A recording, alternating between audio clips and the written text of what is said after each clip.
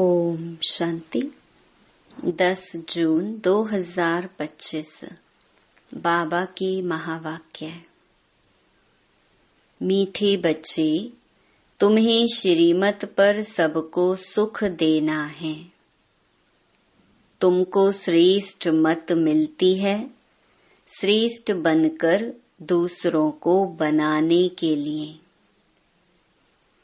प्रश्न: रहमदिल बच्चों के दिल में कौन सी लहर आती है? उन्हें क्या करना चाहिए? उत्तर: जो रहमदिल बच्चे हैं, उनकी दिल होती है हम गांव-गांव में जाकर सर्विस करें।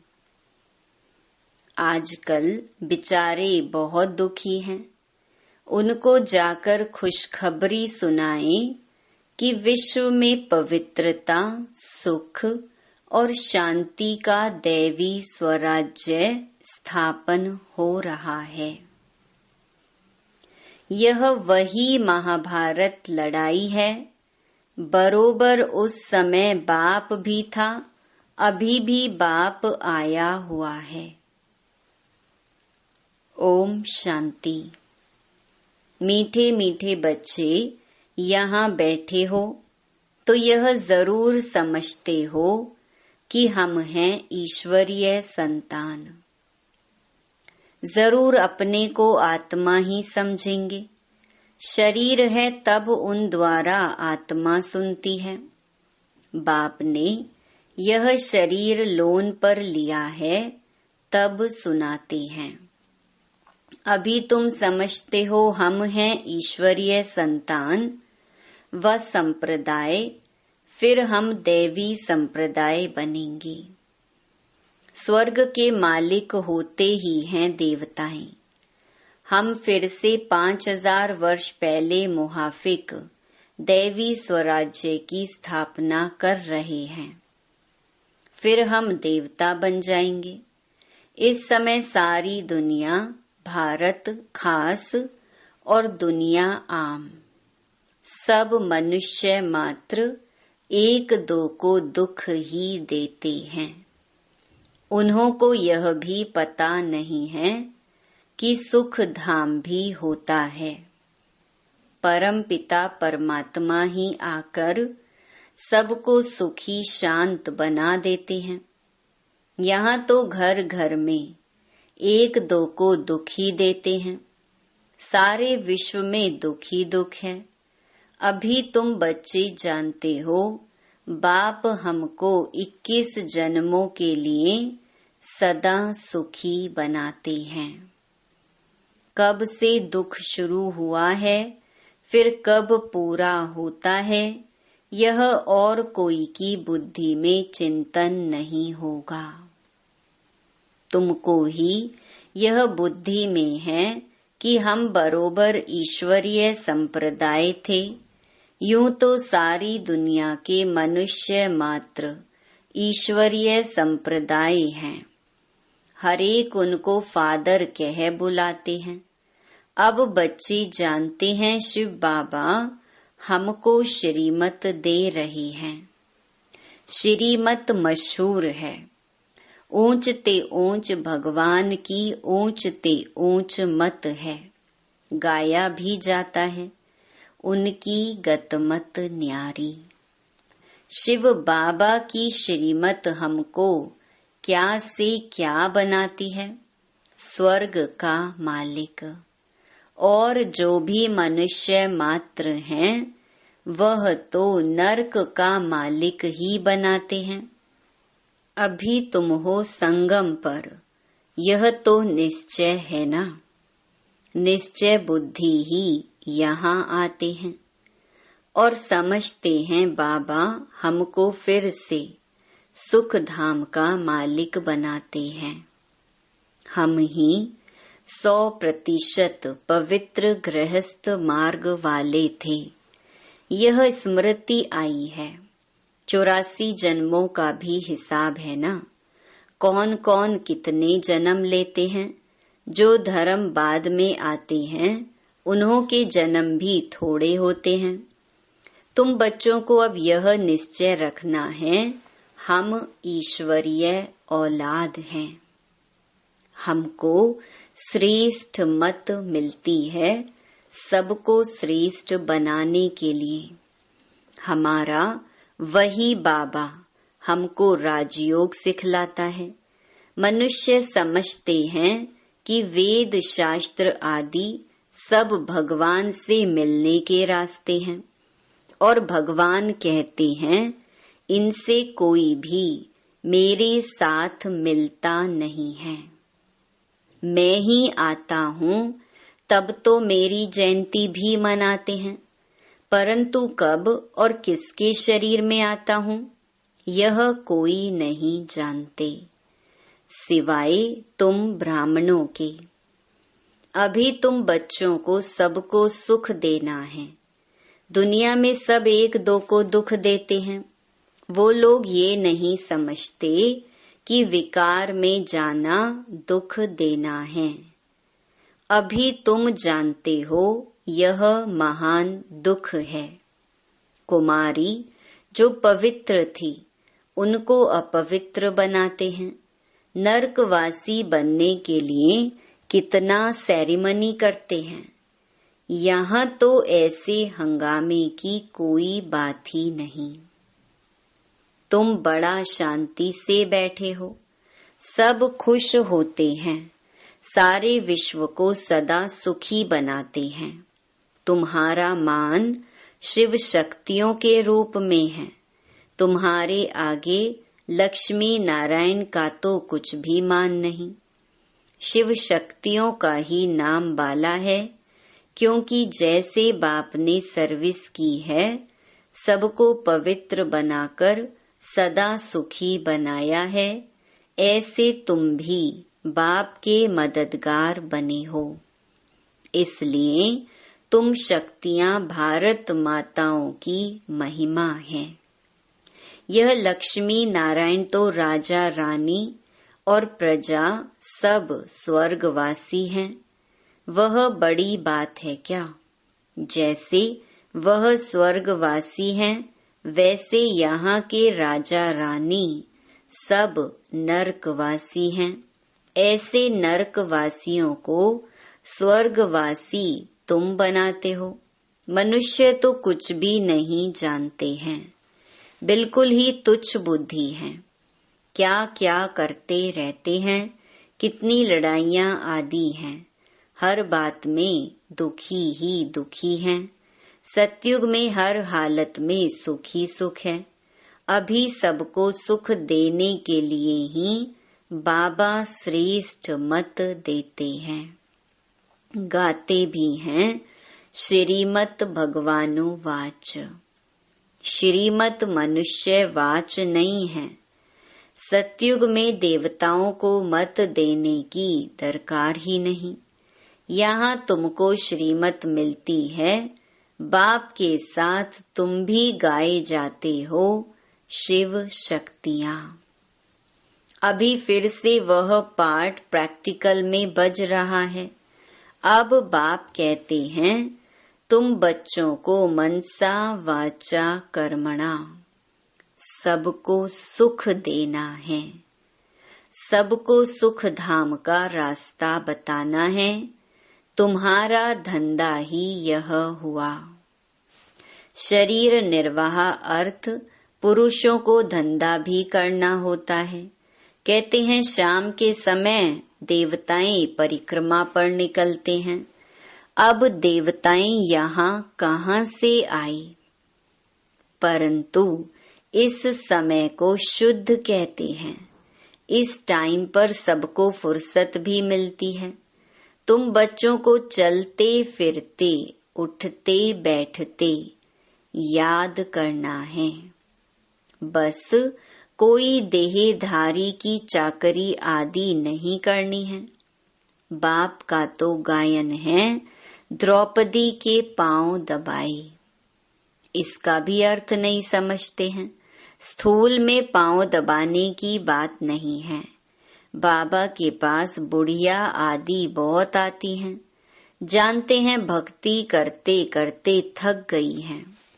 आधा कल्प बहुत धक्के खाए है ना, तो यह पैर दबाने के अक्षर को उठा लिया है। अब श्री कृष्ण पांव कैसे दबाएंगे, शोभेगा? तुम श्री कृष्ण को पांव दबाने देंगी? श्री कृष्ण को देखते ही उनको चटक पड़ेंगी। उनमें तो बहुत चमत्कार रहता है।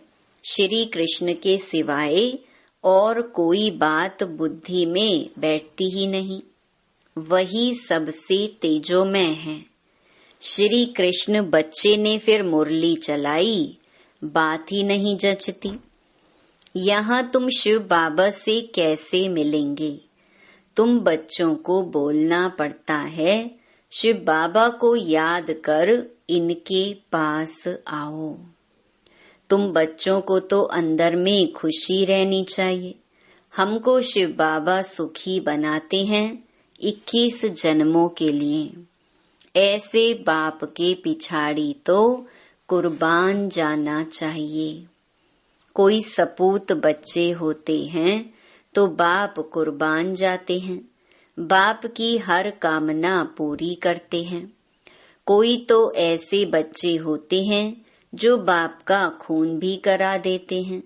यहाँ तो तुमको मोस्ट बिलवेड बनना है, किसी को भी दुख नहीं देना है। जो रहमदिल बच्चे हैं उनकी दिल होती है हम गांव-गांव में जाकर सर्विस करें। आजकल बेचारे बहुत दुखी हैं, उनको जाकर खुशखबरी सुनाओ कि विश्व में पवित्रता, सुख, शांति का दैवी स्वराज्य स्थापन हो रहा है। यह वही महाभारत लड़ाई है। बरोबर उस समय बाप भी था, अभी भी बाप आया हुआ है। तुम जानते हो बाबा हमको पुरुषोत्तम बना रही हैं। यह है ही पुरुषोत्तम संगम युग। तुम बच्चे जानते हो हम पुरुषोत्तम कैसे बनते हैं। तुमसे पूछते हैं तुम्हारा उद्देश्य क्या है? बोलो, मनुष्य से देवता बनना। देवताएं तो मशहूर हैं। बाप कहते हैं जो देवताओं के भक्त हों उनको समझाओ। भक्ति भी पहले पहले तुमने शुरू की, शिव की, फिर देवताओं की, तो पहले पहले शिव बाबा के भक्तों को समझाना है। बोलो, शिव बाबा कहते हैं मुझे याद करो। शिव की पूजा करते हैं, परंतु यह थोड़े ही बुद्धि में आता है कि पतित पावन बाप है। भक्ति मार्ग में देखो धक्के कितने खाते हैं। शिवलिंग तो घर में भी रख सकते हैं, उनकी पूजा कर सकते हैं, फिर अमरनाथ, बद्रीनाथ आदि तरफ जाने की क्या दरकार है। परंतु भक्ति मार्ग में मनुष्यों को धक्के जरूर खाने हैं। तुमको उनसे छुड़ाते हैं। तुम हो शिव शक्ति, शिव के बच्चे। तुम बाप से शक्ति लेते हो, वह भी मिलेगी याद से। विकर्म विनाश होंगे। पतित पावन तो बाप है ना। याद से ही तुम विकर्मा जीत पावन बनते हो। सबको यह रास्ता बताना है। तुम अभी राम के बने हो। राम राज्य में है सुख, रावण राज्य में है दुख। भारत में ही सबके चित्र हैं जिनकी इतनी पूजा होती है। ढेर के ढेर मंदिर हैं। कोई हनुमान का पुजारी, कोई किसका। इनको कहा जाता है ब्लाइंड फेथ। अभी तुम जानते हो हम भी ब्लाइंड थे।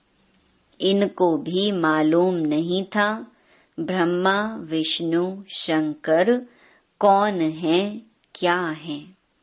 जो पूज्य थे वही फिर पुजारी बने। सतयुग में है पूज्य, यहाँ है पुजारी। बाप कितना अच्छी रीति समझाते हैं। तुम जानते हो पूज्य होते ही हैं सतयुग में। यहाँ है पुजारी तो पूजा ही करते हैं। तुम हो शिव शक्तियाँ। अभी तुम ना पुजारी न पूज्य हो। बाप को भूल मत जाओ। यह साधारण तन है ना, इसमें ऊंच ते ऊंच भगवान आते हैं। तुम बाप को अपने पास निमंत्रण देते हो ना, बाबा आओ, हम बहुत पतित बन गए हैं। पुरानी पतित दुनिया पतित शरीर में आकर हमको पावन बनाओ। बच्चे निमंत्रण देते हैं। यहाँ तो कोई पावन है ही नहीं। जरूर सभी पतितों को पावन बनाकर ले जाएंगे ना, तो सबको शरीर छोड़ना पड़े ना। मनुष्य शरीर छोड़ते हैं तो कितना हाय दोष मचाते हैं। तुम खुशी से जाते हो। अभी तुम्हारी आत्मा रेस करती है। देखें कौन शिव बाबा को जास्ती याद करते हैं। शिव बाबा की याद में रहते रहते ही शरीर छूट जाए तो अहो सौभाग्य, बेड़ा ही पार। सभी को बाप कहते हैं ऐसे पुरुषार्थ करो। सन्यासी भी कोई कोई ऐसे होते हैं, ब्रह्म में लीन होने के लिए अभ्यास करते हैं, फिर पिछाड़ी में ऐसे बैठे बैठे शरीर छोड़ देते हैं। सन्नाटा हो जाता है। सुख के दिन फिर आएंगे। इसके लिए ही तुम पुरुषार्थ करते हो। बाबा हम आपके पास चले। आपको ही याद करते करते जब हमारी आत्मा पवित्र हो जाएगी तो आप हमको साथ ले जाएंगे। आगे जब काशी कलवट खाते थे तो बहुत प्रेम से खाते थे। बस हम मुक्त हो जाएंगे ऐसे समझते थे। अभी तुम बाप को याद करते चले जाते हो शांति धाम। तुम बाप को याद करते हो तो इस याद के बल से पाप कटते हैं। वह समझते हैं हमारे फिर पानी से पाप कट जाएंगे, मुक्ति मिल जाएगी। अब बाप समझाते हैं वह कोई योग बल नहीं है।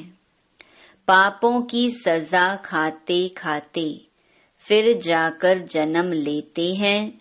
नए सिर फिर पापों का खाता शुरू होता है। कर्म अकर्म विकर्म की गति बाप बैठ समझाते हैं। राम राज्य में कर्म अकर्म होते हैं, रावण राज्य में कर्म विकर्म हो जाते हैं। वहाँ कोई विकार आदि होता नहीं। मीठे मीठे फूल बच्चे जानते हैं बाप हमको सब युक्तियाँ सब राज समझाते हैं। मुख्य बात यह है कि बाप को याद करो। पतित पावन बाप तुम्हारे सामने बैठे हैं। कितना निर्माण है। कोई अहंकार नहीं, बिल्कुल साधारण चलते रहते हैं। बाप दादा दोनों ही बच्चों के सर्वेंट हैं। तुम्हारे 2 सर्वेंट हैं, ऊंच ते ऊंच शिव बाबा, फिर प्रजापिता ब्रह्मा। वो लोग त्रिमूर्ति ब्रह्मा कह देते हैं, अर्थ थोड़े ही जानते हैं। त्रिमूर्ति ब्रह्मा क्या करते हैं कुछ भी पता नहीं है। अच्छा, मीठे मीठे सिकिलधे बच्चों प्रति मात पिता बाप दादा का याद प्यार और गुड मॉर्निंग। रूहानी बाप की रूहानी बच्चों को नमस्ते। धारणा के लिए मुख्य सार। पहला, सदा यह निश्चय रहे कि हम ईश्वरीय औलाद हैं। हमें श्रेष्ठ मत पर चलना है। किसी को भी दुख नहीं देना है, सबको सुख का रास्ता बताना है। दूसरा, सपूत बच्चा बन बाप पर कुर्बान जाना है। बाप की हर कामना पूरी करनी है। जैसे बाप दादा निर्माण और निरहंकारी हैं, ऐसे बाप समान बनना है। वरदान, स्व उन्नति द्वारा सेवा में उन्नति करने वाले सच्चे सेवाधारी भव। स्व उन्नति सेवा की उन्नति का विशेष आधार है। स्व उन्नति कम है तो सेवा भी कम है। सिर्फ किसी को मुख से परिचय देना ही सेवा नहीं है, लेकिन हर कर्म द्वारा श्रेष्ठ कर्म की प्रेरणा देना, यह भी सेवा है। जो मनसा वाचा कर्मणा सदा सेवा में तत्पर रहते हैं, उन्हें सेवा द्वारा श्रेष्ठ भाग्य का अनुभव होता है। जितनी सेवा करते उतना स्वयं भी आगे बढ़ते हैं। अपने श्रेष्ठ कर्म द्वारा सेवा करने वाले सदा प्रत्यक्ष फल प्राप्त करते रहते हैं। स्लोगन, समीप आने के लिए सोचना, बोलना और करना समान बनाओ। अव्यक्त इशारे, आत्मिक स्थिति में रहने का अभ्यास करो, अंतर्मुखी बनो। एकाग्रता का आधार अंतर्मुखता है। अंतर्मुखता में रहने से सूक्ष्म शक्ति की लीलाएं अनुभव करेंगे। आत्मिक स्थिति में रह आत्माओं का आवाहन करना, आत्माओं से रूह रिहान करना, आत्माओं के संस्कार स्वभाव को परिवर्तन करना, आत्माओं का बाप से कनेक्शन जुड़वाना, ऐसे रूहानी लीला का अनुभव होगा। अच्छा, ओम शांति।